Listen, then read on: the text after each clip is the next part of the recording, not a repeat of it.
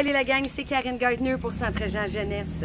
Bienvenue à notre capsule numéro 11 qui s'intitule « Pour avancer ». On parle de la pression par les pairs ou peer pressure qu'on appelle. On va tout vous expliquer c'est quoi la différence, les influences qu'on peut avoir, les manifestations, les challenges. On va parler un petit peu de tout ça tout à l'heure. Donc, tout d'abord, la pression sociale, ce serait une pression qui vient des individus, des groupes comme notre famille et de la société pour nous faire rentrer un peu dans la norme, dans le cadre. Cette norme-là va changer en fonction du contexte. Donc, on ne va pas agir de la même façon avec nos amis que si on est au travail, par exemple.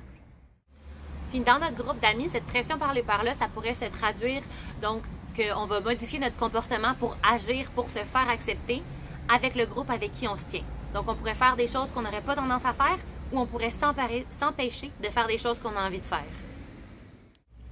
Voici maintenant quelques exemples que la pression des pairs peut influencer dans ta vie. Donc, ça peut influencer ta consommation de drogue ou d'alcool, par exemple? Il y a aussi les activités que tu fais avec tes amis, avec ta gang, que ce soit un sport, une activité de loisir ou de la musique. Des fois, toi, tu peux aimer des choses, puis eux autres, ça leur tente pas. Fait que si tu le fais pas, tu vas t'empêcher de le faire pour ça. Ça peut aussi influencer ton choix de chum, blonde ou même de tes amis. Une grosse influence qu'on a dans notre vie, c'est l'habillement, les cheveux, le maquillage, qu'est-ce qu'on a de l'air, tu sais. Fait que des fois, on n'ose pas aller vers la folie un peu parce que ça ne fit pas dans le cadrage, parce que les gens acceptent moins ça. Moi, je te dis d'y aller. Donc, la pression des pairs, elle peut venir de différentes manifestations. Ça peut être direct, donc un ami ou un de tes chums qui te dit qu'est-ce que tu devrais faire. Sinon, ça peut être indirect. Donc, tu fais quelque chose que ton groupe fait, que tu ne ferais pas nécessairement si tu n'étais pas avec eux, mais là, la gang le fait, fait que tu le fais toi aussi. Puis sinon, ça peut venir d'une motivation que tu as pour fitter dans la gang. Donc, c'est pas nécessairement quelque chose que la gang fait, mais toi, parce que tu veux être cool puis tu veux être apprécié de ton groupe, ben, tu te mets à le faire. Voici quelques trucs pour t'aider à composer avec ça, cette influence-là. Si jamais il y a une activité qui arrive, puis en dedans de toi, je veux que tu te poses la question, ça me tente-tu ou ça me tente pas? Ça rentre-tu dans mes valeurs ou pas? Si oui, vas-y, have fun. Sinon, tes bottines peuvent toujours changer de direction. Il n'y a pas de problème. Un autre truc, si jamais la situation est un petit peu contre tes valeurs, l'humour et l'autodérision est toujours un très, très bon truc dans la vie. Donc, si tu amènes ça en riant et en plus, tu suggères une autre idée, ça se peut que ça passe. On voulait aussi parler des challenges, que ce soit dans le cadre de tes amis ou que ce soit plus sur le web.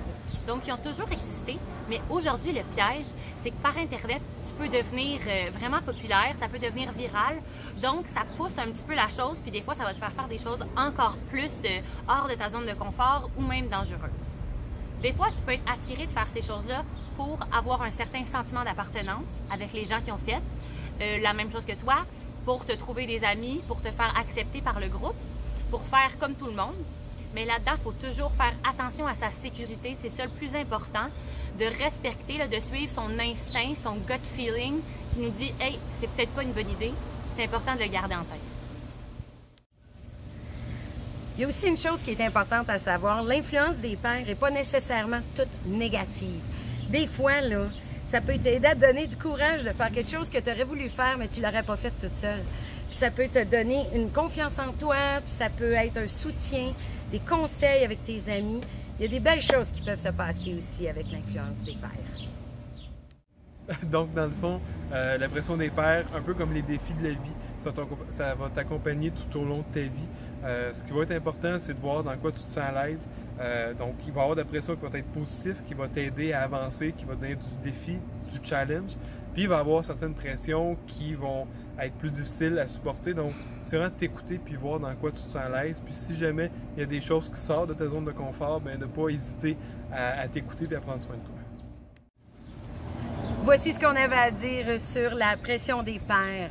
Beaucoup d'informations est arrivées avec pas beaucoup de temps, donc si tu veux, tu peux toujours nous appeler. Tu peux appeler nos intervenants, tu peux parler avec eux sur tous les réseaux sociaux qui vont être écrits en bas. Et sur ce, je souhaite vraiment que tu sois bien dans ta vie à faire des belles expériences nouvelles qui fit avec tes valeurs. Bye, à la prochaine!